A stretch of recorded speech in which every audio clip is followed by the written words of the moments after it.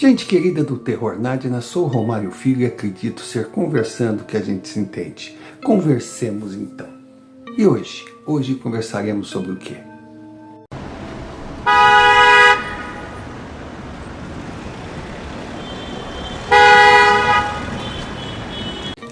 Senhor Romário, muito bom estar aqui e começo o meu relato pedindo desculpas. Não se preocupe, vou explicar. Meu nome é Gabriel. Se preferir, Doutor Gabriel, se bem que eu detesto o DR na frente do meu nome. Mas dizem ser direito adquirido e deve ser ostentado com orgulho. Então, sendo assim, eu vou dizer, meu nome é Gabriel. Pronto. É um nome simples. É um nome simples, Gabriel Castro. Nada tem de composto, por que eu usaria o doutor? Bom, mas também eu não vou ficar aqui me enrolando. Acho que deixei claro a minha posição. E por que eu sou doutor? Porque fiz doutorado em odontologia, eu sou dentista. Aí está o meu pedido de desculpa, a maioria esmagadora dos meus colegas de profissão que odeiam ser chamados de dentistas. Não sei por quê. Mas eu quero deixar claro, se alguém ficar de narizinho torcido comigo, não estou aqui para desmerecer a profissão, não. Eu quero relatar fatos reais e usando um vocabulário leigo, porque não adianta eu ficar rebuscando o texto aqui, que metade das palavras que eu utilizaria, o cidadão comum teria que ir no Google para tentar a tradução. Então, meu nome é Gabriel, sou dentista. Me orgulho da minha profissão. Batalhei para conseguir esse diploma. Não foi fácil. Não é que eu seja aquele coitadinho, sabe, vindo de família humilde, que trabalhava pesado, depois tinha que ir para a universidade à noite. Não, longe disso. É que eu, modesta parte, sempre fui um aluno burro, com dificuldades de aprendizado, principalmente na área da decoreba, e além disso desinteressado. Mas eu não falei que eu sempre sonhei em ser dentista? Sim, mas eu não queria fazer tanto sacrifício assim. Eu sempre fui um vida mansa, não chegava a ser um vagabundo preguiçoso, mas fazia o que dava para o gasto. Então foi complicado. Foi complicado principalmente porque eu não tive cabeça, preparo, conhecimento, ou o que valha, para entrar numa universidade pública. Não, eu fui para o particular. Não consegui bolsa, porque vinha de uma família remediada, e também não tinha notas que justificassem o privilégio. Então imagine, um estudante, freio de mão puxado, devagar, burro, com dificuldade de aprendizado, filhinho de papai, mimado por mamãe, numa universidade paga. A coisa era barra. Porque tem gente que pensa que a universidade paga é molezinha, é entrar e se formar. Não, eu também pensava assim. Desde que tu paga a mensalidade, tu vai lá, sabe, escreve o nome na chamada, nem chamada tinha, mas tudo bem, escreve o nome na chamada, pronto, está aprovado. Não. Pelo menos aqui eu estudei, era muito boa. Claro, era o famoso funil. Porque daí você pode perguntar, se eu fosse tão burro assim, como eu passei no vestibular para dentista? Simples. Porque na minha faculdade, eram 100 vagas para 110 candidatos. Então, tira aí aqueles que por alguma razão não podiam comparecer às provas. Tira aí aqueles que, por incrível que pareça, eram mais burros que eu. Então, se eu chegasse lá, assinasse o nome sem errar, eu estava dentro. E como entrei. Só que é o funil, para entrar é grande, mas vai diminuindo, para sair a boquinha desse tamanho. Tu tem que saber da matéria.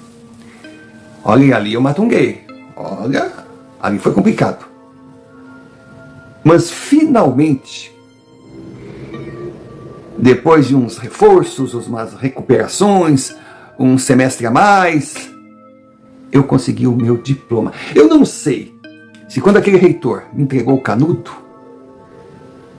ele trazia uma felicidade enorme. Eu não sei se feliz por eu estar me formando, ou muito mais feliz para se ver livre de mim. Porque além de tudo, eu era metido, sabe, a socialista, defender os menos favorecidos, sabe, aquela coisa, andando que nem um chinelão, aquela roupa bem, sabe, falando em nome da igualdade, ainda com o olho esbugalhado, porque acordei 10 horas da manhã, só estudava à tarde. Sabe, vamos trabalhar pelos menos favorecidos, porque o povo unido... Bom, eu nunca botei o pé numa favela, que hoje chamam de comunidade. Mas eu achava bonito. E as meninas, aquelas que na época nós chamávamos de cocotas, patricinhas, elas eram fissuradas em posar de socialistas, quando na verdade eram socialites. Aquelas roupas, aqueles paninhos assim, aparentemente simples, rasgados, mas era tudo de grife. Nossa, quando elas chegavam, só o perfume que a gente exalava já mostrava que chegou alguém usando produtos caros. Então, enfim, esse era eu. Aí me formei, fui trabalhar numa clínica. Mas com o tempo, olha, eu sempre imaginei que eu queria ser dentista. E depois que eu comecei a trabalhar em consultório de dentista, eu vi que eu estava certo, como eu gostei daquilo. Como era bom pegar um paciente com a boca destruída e vender saúde para eles, recuperar aqueles que tivessem recuperação. Se bem que eu fui trabalhar numa clínica, num bairro nobre, que os pacientes chegavam lá com os dentes perfeitos e faziam apenas a revisão semestral. Mas eu gostava. Se bem que tem uma coisa. Eu descobri que dentista e barbeiro, muitos chamam de cabeleireiro, tinham algo em comum. Porque as duas profissões eram de profissionais que permaneciam basicamente o tempo todo em pé, mas sedentários. Olha, para jovem, normal. Mas o tempo vai passando, vai dando aquele formigamento, o pé vai inchando, os joelhos, a coluna vai gritando, é uma coisa esquisita. A vontade que dava era colocar uma academia ao lado do consultório. Atendia um paciente, aí tinha uma hora livre para ir lá exercitar, tomar um banho e voltar, porque tinha dia que eu saía do consultório, mas parecendo um sujeito que encarou Rio de Janeiro, São Luís do Maranhão, pela Itapemirim, naqueles anos, daqueles ônibus mercedinhos pequenininhos que eram conhecidos como o terror dos bodes e das cabras, pois saíam a milhão matando o que estava no asfalto. E também aquilo cheio de passageiros, a gente encolhido ali. Era complicado. E para mim ser dentista, eu demorei para encontrar a minha posição, porque o drama que eu sentiria numa viagem daquelas é o mesmo que eu sentia ali. Porque eu tenho quase 1,90 m e sou magro igual a varapau, sempre fui. Aí tem o outro lado, que muitas vezes o paciente não sabe o risco que corre. Claro, quando a gente senta ali, quando pega as ferramentas, vamos colocar ferramentas, né? Se eu começar a dizer o nome de cada uma, isso aqui vai virar um nojo. Mas daí a gente tem que concentrar. E normalmente os dentistas, eles concentram, mas normalmente não quer dizer 100% das vezes. Poxa, somos seres humanos. Tem dia que parece noite, que a gente acorda e não está legal. Tem os problemas. Sabe, um filho está mal na escola, brigou com a esposa, sei lá, terminou um namoro, está se divorciando. O carro está com problema. Cara, é complicado. Então, não raras vezes eu estava ali fazendo uma obturação, que eu acho que esse termo todo mundo conhece, que é tapando o buraco. E de repente dava aquele tchutchu. Aí eu me via parado, o paciente ali com a boca lá, já salivando, com o olho arregalado. Aí eu parei, o que eu estava fazendo? Sim, Aí voltava, porque num determinado momento eu me vi na situação que estava, que a minha esposa saiu de férias, eu fiquei sozinho em casa, eu estava preocupado se ao sair eu desliguei o gás. Sabe esses problemas que todo réis mortal tem? O dentista também tem, porque atrás da máscara tem um ser humano. E a máscara, nossa máscara atrapalha a respiração, principalmente nos dias quentes. Mas é um mal necessário, porque apesar de eu trabalhar numa clínica de socialites, tinha umas que o aroma bucal não era grande coisa, aí é complicado. Aí eu ficava imaginando aqueles da periferia, que pegavam os pacientes com meses sem uma escovação decente. Nossa, tem esse lado também. E não vai me dizer, você acostuma, vira rotina. Não. A gente não se espanta com o banal, mas tem uns casos que, olha, são terríveis. Tanto que eu tinha comigo, saía de casa com café da manhã reforçado e acordar cedo. Aí quando eu chegasse no trabalho, eu já estava de digestão feita. Passar o dia todo, água e suco. E fazer a outra refeição só à noite no jantar, para evitar estômago cheio, alguns problemas. Mas a clínica que eu fui trabalhar era muito legal. Ela era gigantesca e tinha espaço para 20 profissionais trabalharem simultaneamente, porque eram 20 consultórios, todos bem estruturados. Tinha uma secretária só, mas tinha várias assessoras, ajudantes, que quando a gente precisava de um auxílio qualquer, apertava a campainha, caía na recepção, a recepção mandava alguém lá. Claro, é uma clínica, então a gente não precisa estar na captação de clientes, porque todo negócio dá muito dinheiro quando vende, quando tem cliente, quando produz. E o dentista novo, a grande dificuldade é começar uma clientela, principalmente no Brasil, que na minha época, pelo menos, as faculdades jogavam profissionais assim de baciada na rua. A concorrência era grande. Então a gente chegava ali, tinha todo o material, a clínica dava tudo, a gente chegava basicamente a mão de obra e ganhava uma porcentagem. Dava para viver, dava. Mas lógico, é o primeiro passo. Nada definitivo. E não tinha o risco de acontecer o que acontecia com muitos, de investir num consultório, que consultório de dentista não é barato, e de repente não ter o retorno financeiro. Então eu estava tranquilo. Estou falando de um jovem recém-formado nos anos de 1980. Eu tinha as consultas marcadas. A primeira vez de cada paciente, ele pegava o dentista da ordem, não da ordem de chegada, porque não era assim, ele chegasse e atendido, não, eles tinham que marcar a consulta. Mas então tinha, o primeiro a chegar ia com o dentista A, o segundo com o dentista B, o terceiro com o dentista C. Aí quando chegava no final da fila, bom, o 21º ia com o dentista A, o 22º com o dentista... E a procura era gigantesca, porque a clínica, ela cobrava umas consultas abaixo da média de mercado, porque ele podia fazer isso, porque ele tinha um grande giro. E a clínica não era apenas aquela sede, eles tinham 4 filiais espalhadas. Não. Eu estava bem empregado. E, com certeza, as consultas eram marcadas com um espaço de 30 minutos com o paciente, mais 10 caso fosse necessário para o profissional, sabe, se reestruturar. Então eram 40 minutos. Ou seja, fazendo 2 turnos, começando às 8 horas, dava em média para 6, 7, até 8 pacientes dia. E era de segunda a sexta.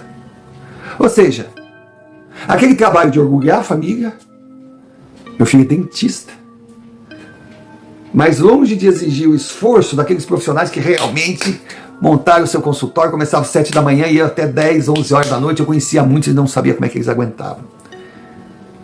O meu problema maior era conseguir ficar, permanecer no consultório sem viajar, sem estar ali e lembrar da festa que teria no final de semana, ou lembrar da noite que eu passei com a Ana Maria, que era uma menina que eu tinha conhecido, que era maravilhosa, eu estava apaixonado. Olha, graças ao Criador que, em torno de todos esses meus, digamos assim, defeitos característicos, a droga e a bebida nunca entraram. Nunca gostei. Maconha, não podia nem com cheiro. Cerveja, nossa, o primeiro copo até ia, mas depois começava a me embrulhar. Porque se eu tenho essa tendência, aí eu ia ser... Não, então eu mantinha um equilíbrio. Mas era algo estranho, porque...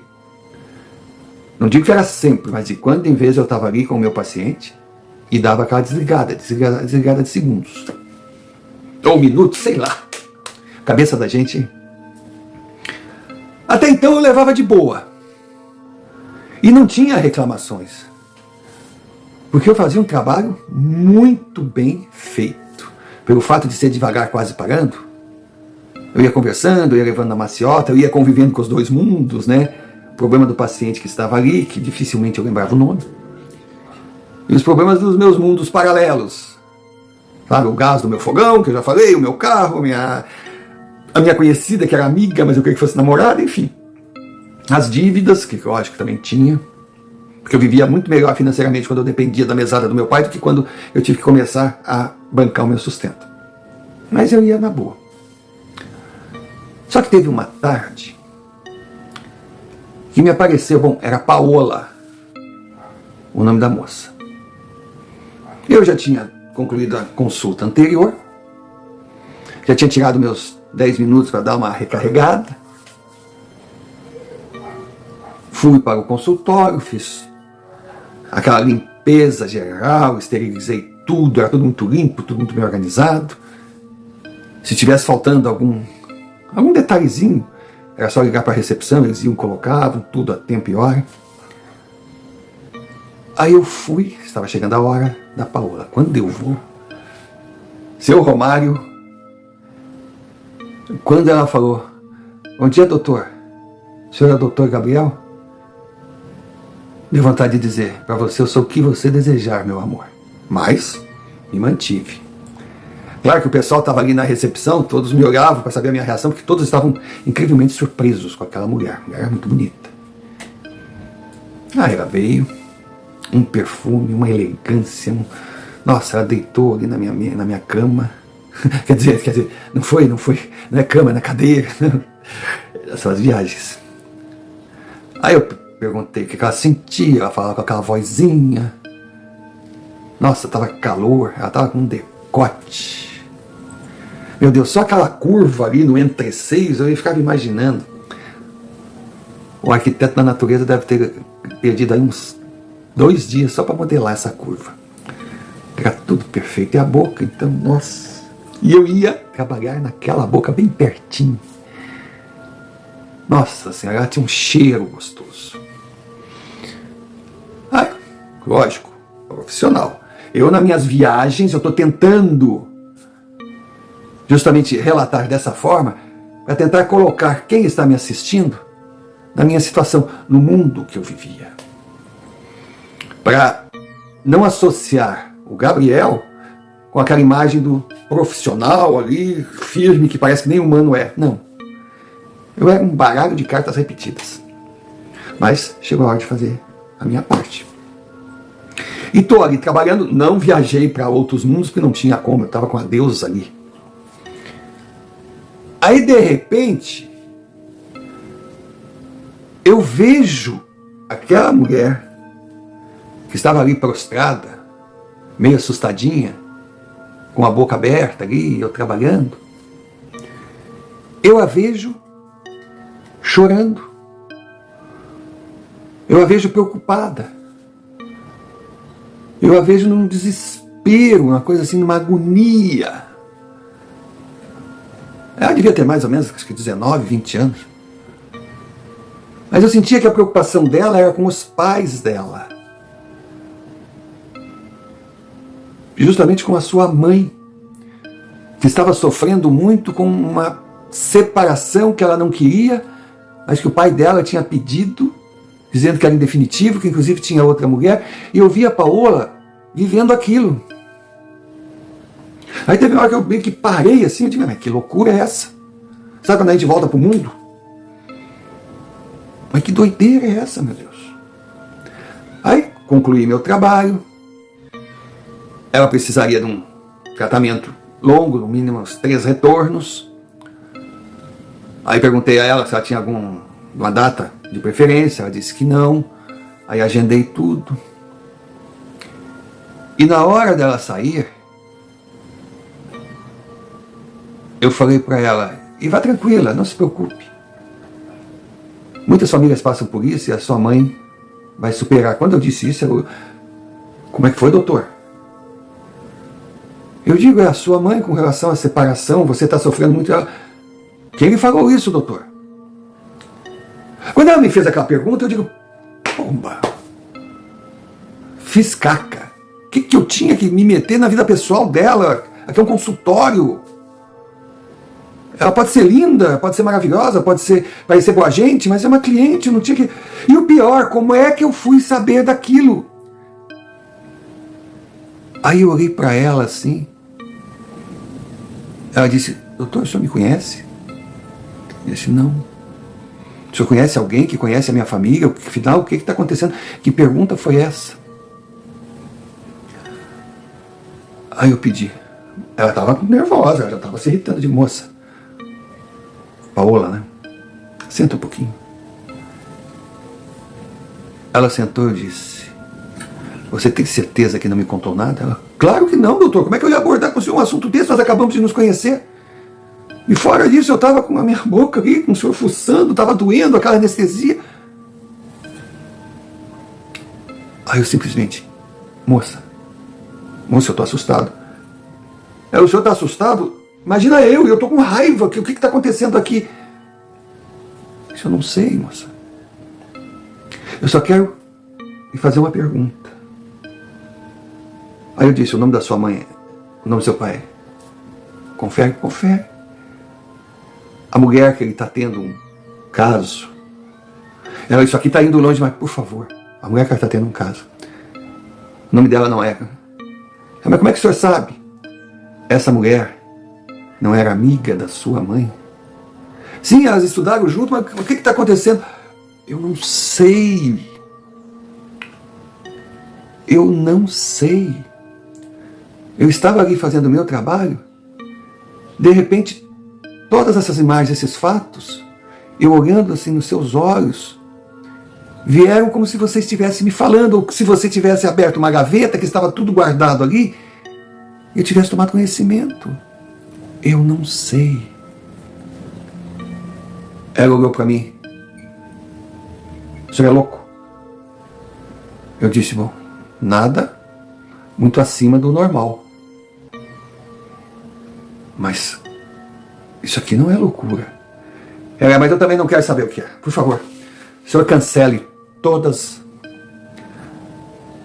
as datas agendadas. Isso, você vai pedir outro profissional na clínica? Eu entendo. Ela: não quero mais entrar aqui. Porque quem me garante qual a doença que terá o outro que vai me atender? Eu disse: poxa, moça, não faz assim. Mas ela já estava levantando a voz. Eu digo: tá bom. Eu peguei a ficha dela. Ó. Vá, procure o profissional que desejar, a clínica que desejar, mas apresente isso aqui. Foi todo o procedimento de hoje. E aqui estará tudo já coordenado para que quem for lhe atender possa seguir o tratamento. Ela levantou e foi embora. Quando ela foi embora, eu descobri outra reação minha. Quando eu fui levantar, eu estava esgotado. Sabe, tipo assim, que você fica a noite toda acordado, estudando, pegando aqueles livros, sabe, a noite inteira, decorando, estudando. Você sabe, ótimo, eu não sei, mas eu dei esse exemplo porque eu imagino que fosse assim. No outro dia você acorda com sono, cansado, desidratado, com fome, enfim, você está oco, até com a vista embaralhada. Eu estava oco. Aí quando eu fui até a recepção, a Clarice, a recepcionista, uma senhora, muito gente boa, perguntou para mim se eu estava bem. Eu digo: estou. Por quê? O senhor está pálido, doutor. Eu digo: sério? É. Eu tô com as mãos geladas. Ela disse, poxa, doutor, acho melhor o senhor ver a sua pressão. Eu disse, ela quer que eu cancele o próximo paciente? Eu digo, por favor. E desculpa, doutor, o que aconteceu com a moça que acabou de sair do seu consultório, que passou aqui de uma forma seca? Ela chegou aqui tão simpática, tão... simplesmente pagou a conta e foi embora. Aí eu disse, não sei, talvez ela tenha ficado tensa com o tratamento. As pessoas reagem assim, ela é engraçada, ela não vai seguir. Não. Ela tinha um problema único. Pelo menos ela não me ferrou. Aí eu fui até o ambulatório, tirei a minha pressão, não estava legal. Não estava legal. Aí fui, lavei bem o rosto, aí sentei no canto, fiquei fiquei uma meia hora lá. O tempo que eu teria para a consulta seguinte. Me mediquei e voltei ao trabalho. O próximo paciente foi um senhor já era um retorno, eu já o conhecia, ele chegou todo simpático e coisa, correu normalmente porque eu estava preocupado. E os pacientes seguintes também, nenhuma novidade. Mas aquilo ficou na minha cabeça, que raio era aquilo que tinha acontecido comigo.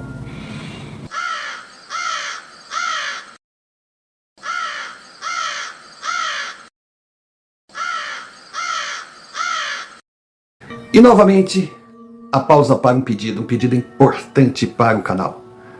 Se você assistiu o vídeo até aqui, muito obrigado. Se você gosta do conteúdo, maravilha. A gente se esforça para tentar criar sempre algo interessante para você. Que você encontre o que procura.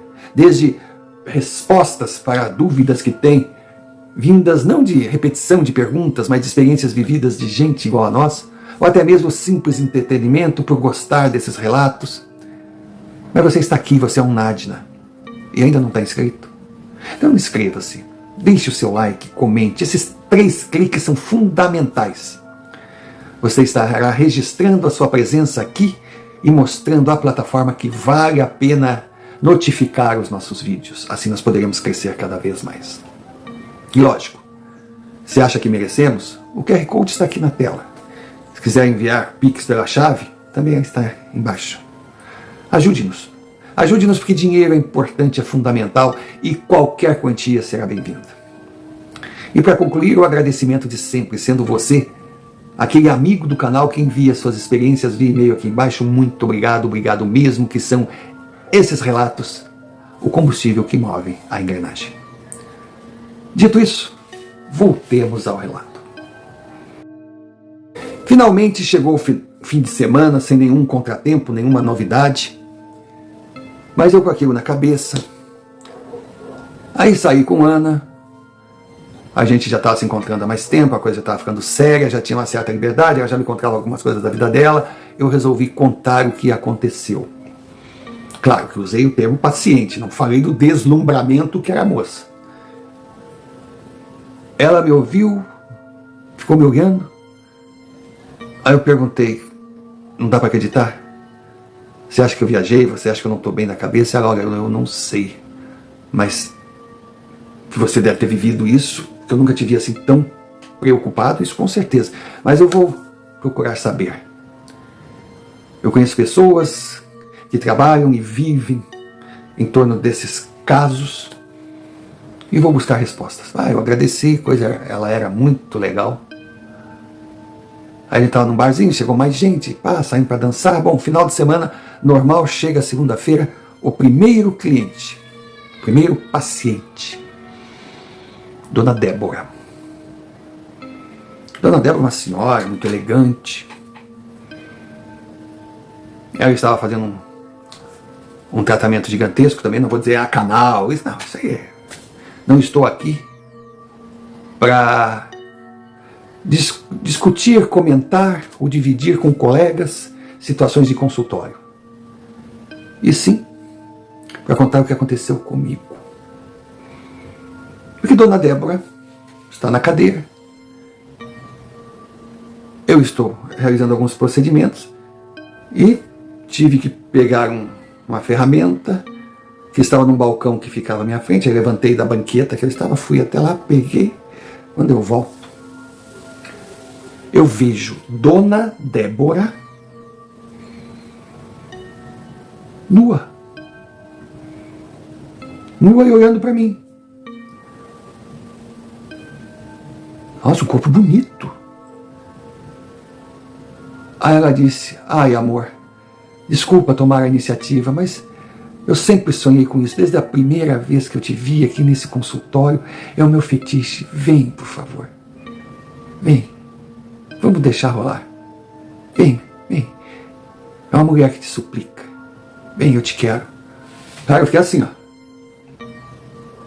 Fiquei parado sem saber o que fazer. Aí de repente eu ouço: doutor, oi, o senhor tá bem? Eu posso tirar isso aqui da boca? Ela fala: não, o senhor tá bem, vai já. Quando eu olho, estava a Dona Débora na cadeira, aguardando que eu retornasse para continuar os trabalhos. Eu fui, sentei ao seu lado, mas eu tremia. Eu estava gelado. Aí procurei me acalmar, voltei, dei andamento ao atendimento. Ela saiu, marquei retorno, e ela me perguntou: doutor, o senhor está bem? Eu falei para ela: Dona Débora, quantos anos a senhora tem? Ela: como assim, doutor? Não consta no meu cadastro? Consta. Mas, por favor, eu vou entrar com a senhora agora num assunto íntimo. Ela: o que é isso, doutor? Ela meio que se assustou. Mas é muito importante para mim, mas, por favor, não leve para o que a senhora ache que seja. O senhor está me assustando, doutor. Não, eu preciso saber. Eu corro o risco da senhora sair daqui e chamar a polícia. Ela: doutor, o que é isso? Preciso de ajuda. Ela: tá bom, eu lhe ajudo, o que é? Dona Débora, quantos anos a senhora tem? Ela: 31, doutor. 31. Eu tenho 24. Aí ela: tá, doutor, mas eu sei que o senhor é mais jovem que eu. Dona Débora, a senhora é casada, né? Sou muito bem casada. Tenho 2 filhos, a coisa mais linda do mundo. Mas por quê? Dona Débora, como é que a senhora convive? O porquê? Ou até mesmo o que alimenta essas suas fantasias sexuais que tem comigo? Nossa. Ela ficou, eu pensei que a reação dela seria outra, não, ela ficou sem falar nada. Olha a situação. Ela não tinha, sabe aquela coisa assim, paralisia do sono? Não, ela estava com paralisia do choque, porque ela não tinha como negar, não tinha... Eu disse: Débora, e botei a mão nela. Ela: larga minha mão. O que o senhor quer comigo? O que está acontecendo?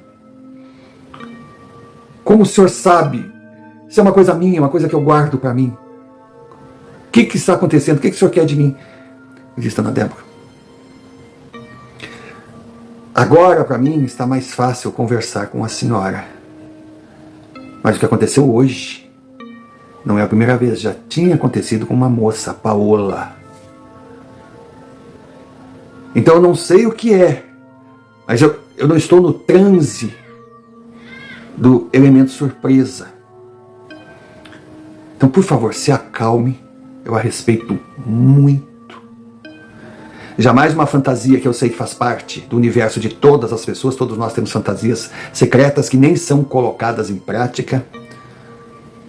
São apenas ilusões alimentadas que dão um certo sentido na nossa vida, principalmente quando nós chegamos assim numa estagnação, enfim.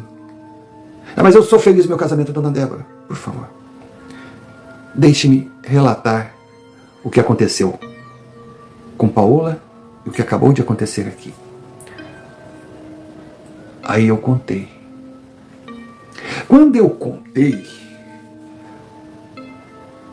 quando terminou tudo, eu parei.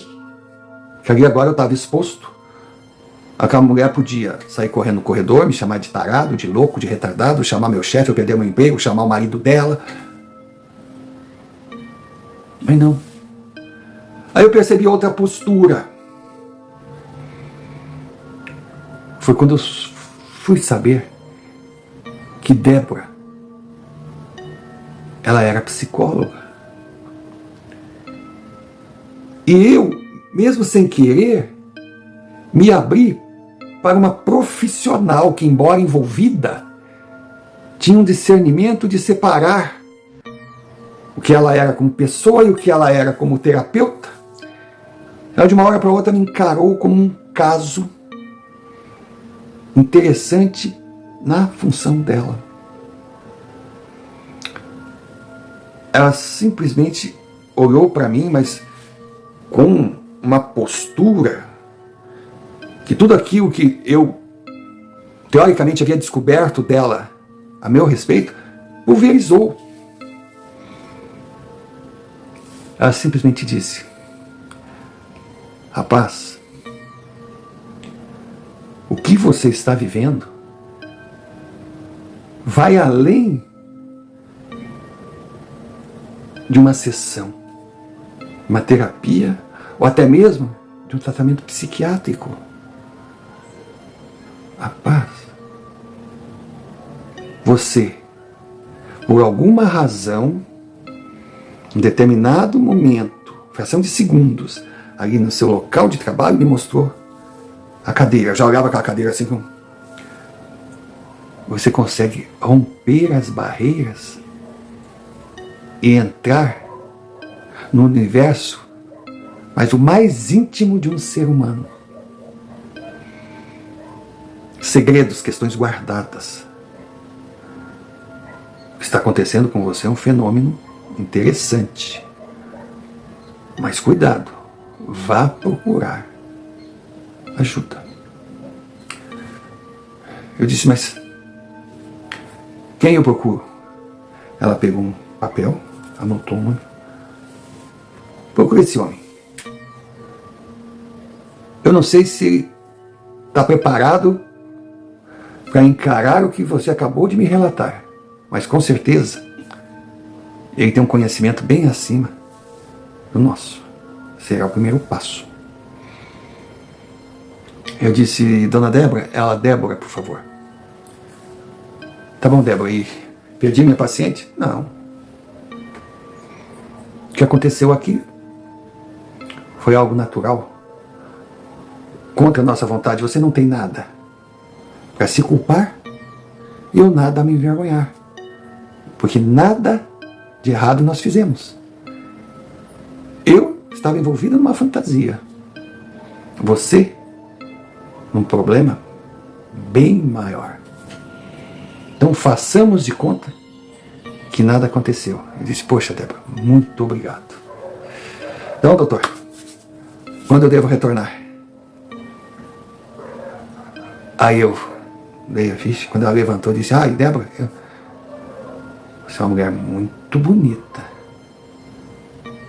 Aquela manchinha que você tem do lado direito, próxima aqui da virilha, é um deslumbre.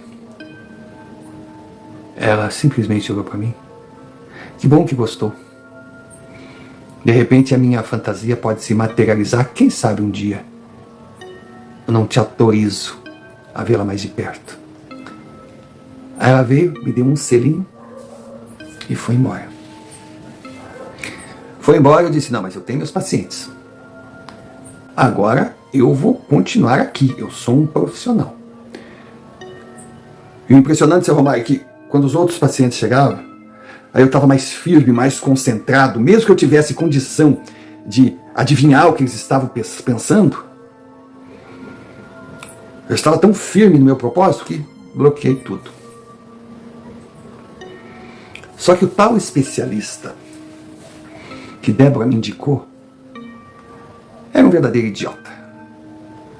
Ele já começou a vislumbrar possibilidade de imprensa, coisa. Ele era um... Eu digo, tá, muito obrigado. Não procurei mais. Passado um tempo, chega Antônio Carlos. Um homem, 40 anos, muito bem vestido e coisa. Sua primeira vez ali. Aí conversamos. Aquele primeiro contato de sempre. Ele sentou na cadeira, comecei a examinar. Aí perguntava, dói aqui, dói ali? De repente, senhor Mário. De repente eu digo, ai meu Deus do céu. Ele, o que houve, doutor? Eu disse, não, nada ligado ao senhor. É que eu estou pensando num... Deixa, tá bom, doutor? Mas se concentra aí, hein, a minha boca. Eu digo, não, pode deixar. Senhor Mário, eu vi aquele homem sentado no carro dele, na beira do rio, que a nossa cidade tinha um rio muito bonito, tinha um local ali onde as pessoas se encontravam, um calçadão, conversando com um cidadão, combinando o assassinato de uma pessoa até que conhecida na cidade. Quando eu vi aquilo, eu simplesmente disse, bom, senhor Antônio Carlos, a sua questão aqui é simples. A sua questão aqui eu consigo solucionar em 2 consultas. Mas eu vou precisar de um medicamento que a clínica não tem. Bom, quando a gente está conversando com leigo, eles aceitam tudo, né? Então, se o senhor não se importar de voltar aqui, tipo daqui 3, 4 dias, se for o caso, essa consulta aqui não será cobrada. Aí eu prometo fazer um serviço impecável. Ele, não, puta, perfeito, maravilha, obrigado pela sinceridade. Poxa, mas se precisar, eu até pago essa consulta. Ele é um sujeito legal. Eu digo, não precisa não. Que é isso?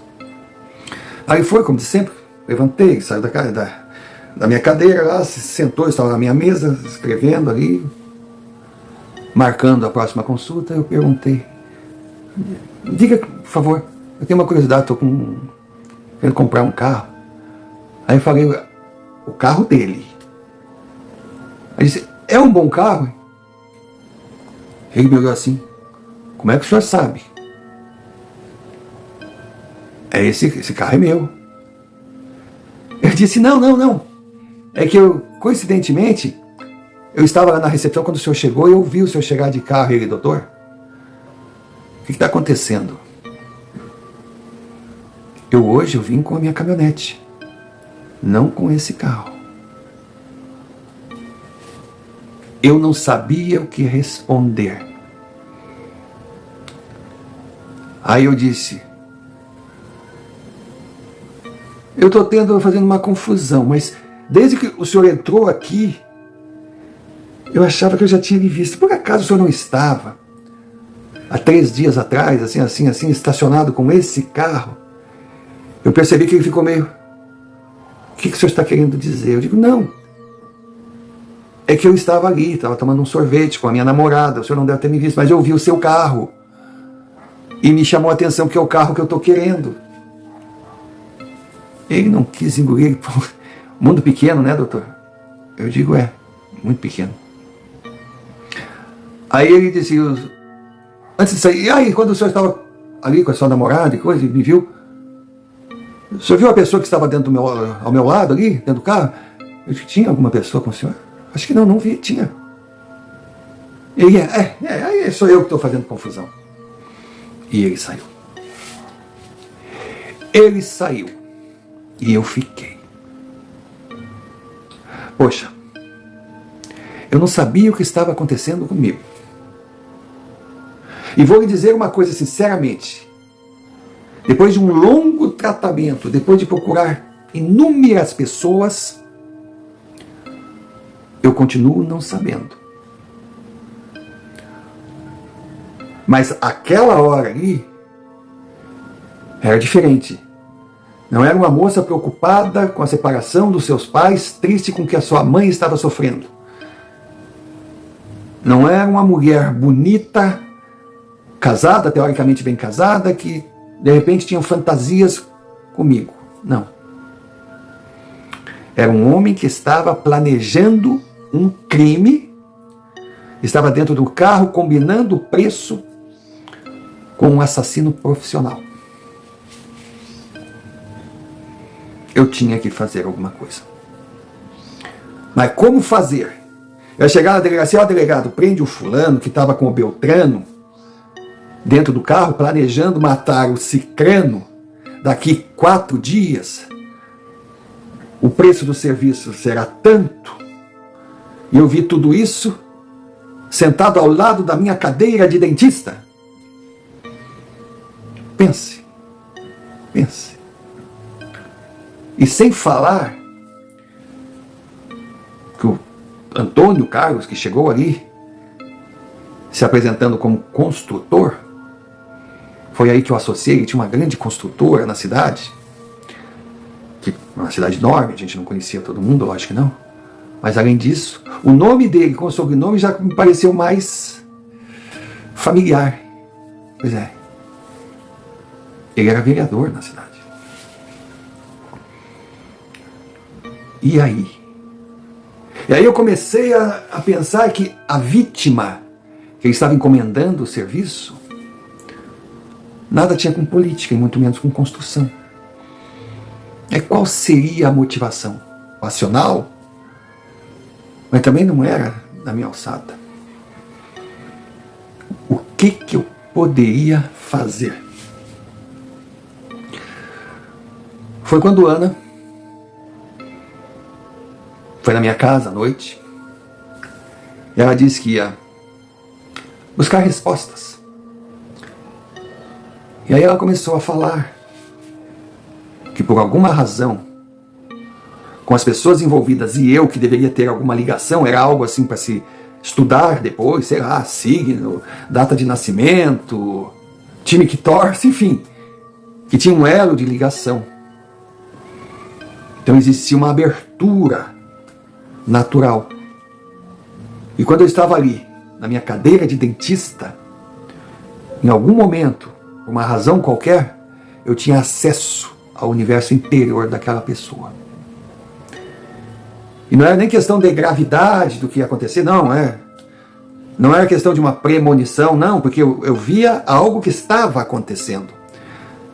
Nesse último caso se tornou diferente, pois estava acontecendo, mas era um plano futuro. Aí ela me falou sobre uma série de pessoas que estudam a respeito, uns chamam disso, outros chamam daquilo, outros dizem que é científico, outros dizem que é algo sobrenatural, outros dizem que é ligado a não sei o que é viagem, que é plano. Nossa, eu achei maravilhoso, ela se importou comigo, aí depois que falou tudo, nós estávamos saindo há uns 4 meses. Na verdade nem tínhamos ido a vias de fato ainda, que naquela época demorava um pouquinho. Aí depois que ela parou de falar, eu estava olhando para ela, desculpa, eu não paro de falar, você deve estar me achando uma boba. Eu disse, não, estou te achando linda. E fiquei olhando para ela, pelo amor de Deus, tu não está entrando na minha cabeça, né? Se tá, tudo isso que tu está vendo é mentira. Eu disse, não, meu amor, não estou vendo não. Ela falou, engraçado tu me chamar de amor, primeira vez. Eu disse, e tudo indica que não será a última. Aí rolou aquele clima. O clima esquentou, esquentou, esquentou. Bom, o resto, creio que não precisa entrar em detalhes. Aí depois de fato consumado, que foi maravilhoso, eu contei para ela. Ela disse, meu Deus, o que você vai fazer? Eu falei, eu não posso ir à polícia. Agora, eu posso esperar, porque de repente eu espero até o dia tal e nada acontece, eu vejo que é tudo bobagem. Ou então eu espero, aí acontece, aí eu vou enlouquecer de vez, eu não sei o que eu vou fazer. Ela disse para mim, eu sei. Vem comigo. Ela era meio doida. Mas vem comigo, que eu já devia ser 1h da manhã. Aí fomos, levantamos, tomamos um banho, coisa, descemos, falamos, onde tu vai? Ela entrou no carro, fomos até um bairro afastado, bem afastado, bairro muito bonito, umas casas boas. Ela parou, mas antes de sair ela tinha ligado. Eu estava no banheiro, mas vi ela falando com alguém. Aí quando chegamos na casa, já estávamos sendo esperados. Aí vem um senhor. Aí abriu a porta. Oi, Aninha. Ela foi, abraçou, beijou. Oi, tio, tudo bem? Aí, ó, até agora estava, mas para te me procurar assim, nessa hora da noite, deve ser algum problema. Eu digo, ela riu, ai, tio. Mas eu acho que nada que o senhor não possa resolver, e ele, mas é tão urgente para você estar aqui agora. Ela, eu não sei se o que eu vou lhe dizer vai demandar tempo. Aí ele me olhou, e esse rapaz aí? Aí apresentou, o doutor Gabriel, é dentista. Ô, Gabriel, tudo bem? Pá, entra. Aí entramos num pátio, sabe aquela casa de muro alto, um jardim maravilhoso, uma casa de 2 andares, toda espelhada. Mas era madrugada. Aí tinha uma senhora também nos esperando. Ela, oi tia, tudo bem? Tudo bom, sua maluca? O que te traz aqui essa hora? Ela, não fiz essa pergunta, não quero nem saber. Aí falou, Eduardo, ó, agora suas visitas chegaram, eu vou subir porque eu tô cansado. Ele, amor, obrigado pela companhia, tá? Ela subiu. Aí sentamos, eu não entendia nada. Aí Ana falou, Gabriel, esse é meu tio Eduardo, ele é o irmão mais velho da minha mãe, é meu padrinho, é meu anjo. E falei, e de repente, se alguém pode te ajudar ou te mostrar um caminho, é ele. Aí ela deu o currículo. O cara era juiz aposentado, desembargador, o cara era um... E durante muito tempo viveu na capital e resolveu voltar para a nossa cidade, que era a sua cidade natal, construiu aquela casa, estava vivendo tranquilo, como ele dizia, comendo, bebendo, dormindo, vendo os jogos do Palmeiras, esperando a morte chegar, acompanhando o crescimento dos netos e tentando solucionar pepinos de sobrinhos, né, Ana? Foi aquela coisa toda. Aí eu contei. Ele só ouviu. Ouviu e no final eu pensei, bom, agora ele vai dar o veredito, né? É juiz. Ele falou, meu jovem, eu já vi muito nessa vida para saber que o que você está me contando é tão absurdo, mas tão absurdo, que tem uma grande probabilidade de ser real. Primeiro me deu aquela, pronto, não devia ter vindo, e depois eu aliviei. Mas tudo bem.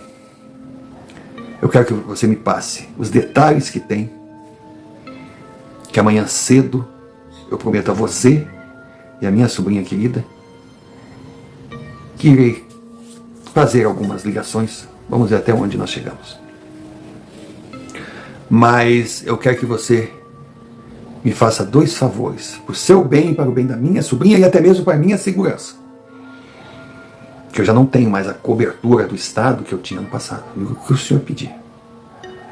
Primeiro, não fale com ninguém o que você acabou de me contar. Eu digo, não, de jeito nenhum.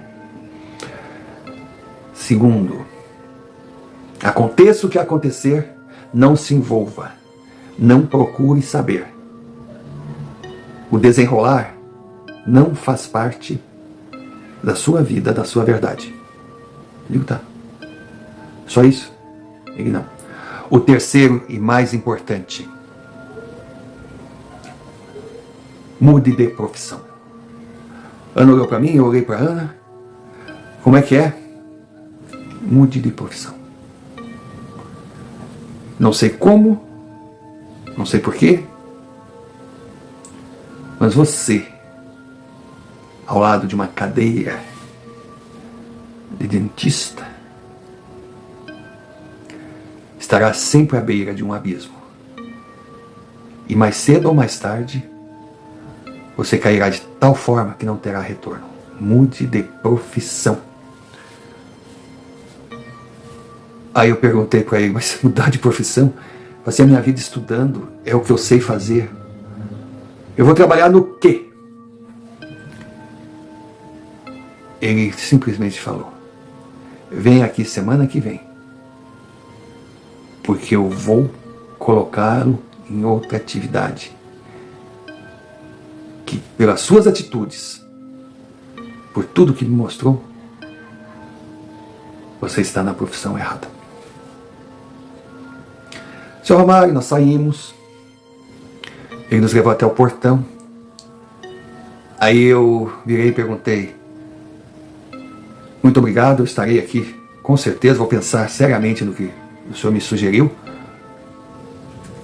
Mas eu não tenho como lhe agradecer, mas valeu mesmo. Ele tem sim. Isso é. Faça essa moça feliz. E mantenha longe de problema e perigo. Eu falei: pode contar. Ele não prometa o que você não pode cumprir, porque hoje o maior perigo da vida dela está aqui na minha frente. Aí eu perguntei para ele: o senhor quer dizer que seria melhor para sua sobrinha que eu parasse de sair com ela? Ela não estava ouvindo a conversa, estava no carro. Ele disse: não. O melhor para você e para minha sobrinha é que você realmente pense no que eu lhe falei e venha aqui no dia que nós marcamos. Senhor Romário, depois é que eu fui perceber que o dia que ele marcou comigo era 3 dias depois do que eu havia previsto ou visto que aconteceria um crime na cidade. O homem era muito inteligente. E o pior, eu prometi, eu cumpri, eu não me envolvi. Mas não tinha como saber, porque todos os jornais estampavam em manchete, primeira página. Houve a tentativa, o assassino contratado foi preso, pego em flagrante e entregou o mandante. Foi um escândalo na cidade. E a razão daquele crime encomendado, pasme, foi passional. Aí o senhor pode dizer: sabia, tinha que ter mulher envolvida. Não era uma mulher. O encomendado para virar presunto havia tirado o namorado daquele velho casado com família, mas apaixonado por um moleque. Foi realmente um escândalo. Em todos os sentidos. Imagine, nós estamos falando dos anos de 1980. Depois que eu vi tudo aquilo, que eu voltei também ao consultório, que eu não me sentia mais à vontade, que eu olhava aquela cadeira, que parecia que ela era um precipício. Eu cheguei na direção da clínica e falei que eu tinha férias para tirar, que se eles pudessem me liberar, que eu estava com problemas de saúde. Aí eles perguntaram se eu precisava de ajuda. Eles eram uns empregadores maravilhosos, eu era um bom funcionário também. Eu disse que não sabia o que eu ia fazer da minha vida, que eu ia ver os problemas que tinha que resolver e que depois eu daria um retorno. Bom, o retorno foi a minha carta de demissão. Eu nunca mais voltei àquela clínica ou qualquer outra clínica. E hoje estou aposentado depois de uma longa carreira de policial, perito, criminalista, chamado para resolver os casos mais complicados e de difícil solução. Casado, 3 filhos, uma penca de netos, feliz. E feliz ao lado da minha querida Ana Maria, que grudou na minha vida como se fosse aquelas caranguejeiras que não largam a vítima de jeito nenhum. Ela me protege de todas as maneiras, mas também me cobra atitudes de adulto. Foi Ana que finalmente me colocou na trilha para me tornar um homem.